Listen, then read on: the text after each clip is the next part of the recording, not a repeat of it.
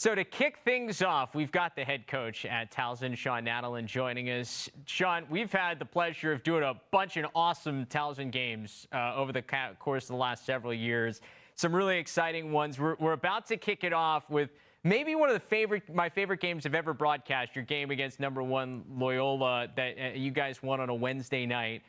Take me back to that game and that day, because it's a midweek game. It's the only game in Division I lacrosse. It just felt like that was one of the bigger games you guys have had in recent memories, especially at home.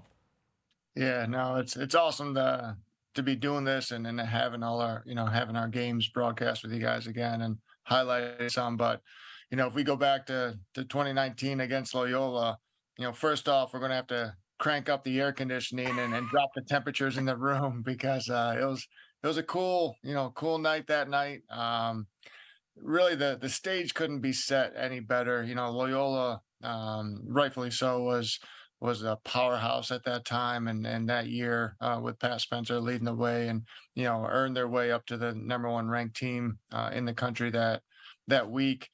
We were undefeated at the time, and with our proximity, anybody that knows lacrosse, the Loyola Towson games they're just tough games, right next to each other as far as schools location, and just a great rivalry, and that game just had that much more billing with their ranking, us coming in undefeated, both teams playing really really strong lacrosse at that time, and it was just you could feel it in the air that night. Intense. Both teams were coming with their ears pinned back and ready to go at it. Definitely not the cleanest game. Yeah, I think Coach Toomey and I talked about that later, but it just shaped up to be just a brawl. And our goalie played phenomenal, Tyler Canto, that night, and our defense overall, and obviously we pumped in enough goals to earn the win. But really really electric atmosphere. Yeah, I mean, the highlight of that game that still is one of the best saves I think we've seen in the last several years with the Tyler Canto save where he matches stick for stick. I mean, do you remember, because if you weren't at the right angle, it probably didn't catch it. Did you realize how great it was in real time, in the moment? I didn't, because it was at the far end of the field from where our bench was. So we were watching that play through a lot of the traffic, in front of the cage. And Lindley did a great job, pumping from kind of one pipe coming across the face of the cage. And Tyler, just made one of the most athletic plays I've ever seen, a 6'5", kid make with punching, his stick from his off hip to stick side, and being able to steal that shot. And we didn't do that really often at all against Lindley. Lindley, poured in goals against us, during Yeah. his career. And fortunately, we were able to get that one, but that was definitely one of the most impressive saves I've ever seen. And the other thing that always sticks out to me about that game was you guys held Pat Spencer, for as great of a year as he had, pretty quiet throughout most of that game. It felt like it was the Kobe Smith coming out party because he was young. It was this matchup, and it was when he just started taking on like a gauntlet of #1 attackmen, and he was winning those matchups. He's now playing professionally, but I look back at that game and think, I don't know, that was like everybody's recognized him for the first time, and I think it's kind of propelled him to this point of his career. Yeah, you're spot on. It was kind of a coming out party for him, and to Kobe's credit, his inner fight was always channeling his aggressive play to be able to play controlled, when it was needed, and to go ultra aggressive against a guy like Pat Spencer, you could probably get burned more times than not.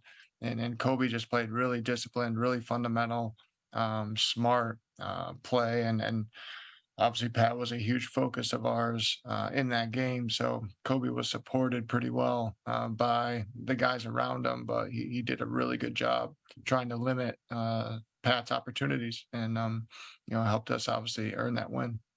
Speaking of coming out parties, earlier in that year, it was Brendan Sunday's coming out party against Hopkins, a game we're going to see here in just a little bit on LSN as part of this watch party. It was just amazing that year in 2019 how Brendan Sunday went from being this quiet guy who was whatever as the attackman to being the focal point of a team that went on to host an NCAA tournament game at the end of the year? Yeah, Brendan, he was a kid that just worked his way through our roster from freshman year up to senior year, and really, saved his best for his last year. And y- throughout his career, guys, on the defensive end, and like, even when Brendan was on the scout team, like, man, he's such a load. He's just a big physical kid.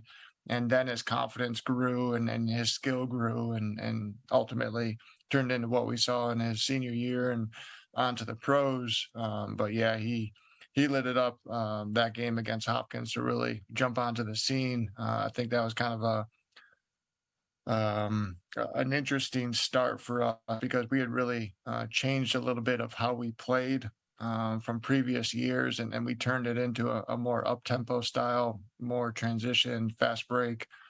Kobe Smith utilized him a lot in the transition game. I think Kobe might have had 2 goals in that game. I think we really just caught them by surprise, and with Alex Woodall dominating at the faceoff X, getting the ball to Sunday at the point, it was everything just fell into place for us in that game to start out the year. Yeah, we saw that connection a lot, Woodall to Sunday. I think it even transitioned to the pros at one point in Major League Lacrosse. You mentioned Hopkins. We're going to see another one of those your games against Hopkins from back in 2017 that you guys won as part of this day-long event. For you, that's obviously a special game because it's your alma mater. What is it like having a chance to not only play Hopkins just about every year, but knowing that not only is it a big game for you, but it's a big game for Towson due to the rivalry between the two schools? Correct. Again, like our Loyola rivalry, the Hopkins rivalry is a big one. And it's not, uh, I've had to compete against Hopkins every year that I've been a coach, except for kind of COVID years. But it's again, it's nothing about me anymore. It's really about the two programs going at each other. And again, as a coach, you're trying to put your guys in the best position to be successful and to earn a win and have them prepared. And in 17, we had a pretty special team that had been through the ringer from that senior class from their freshman year now into their senior year in 17. And again, they wanted to start out strong, and they did that with a convincing win and being able to get out there and set the tone for the year. With playing against obviously our a rival and earning a win. Boy, and that team was one that went all the way to the Final Four. What did that group mean to just where this program is now? Because it's obviously a time that you took that those guys helped take this program to a level they hadn't been in a long time. 100%, and they were a special group. It was the kind of the first complete recruiting class that we were able to put together as a staff when we took over, and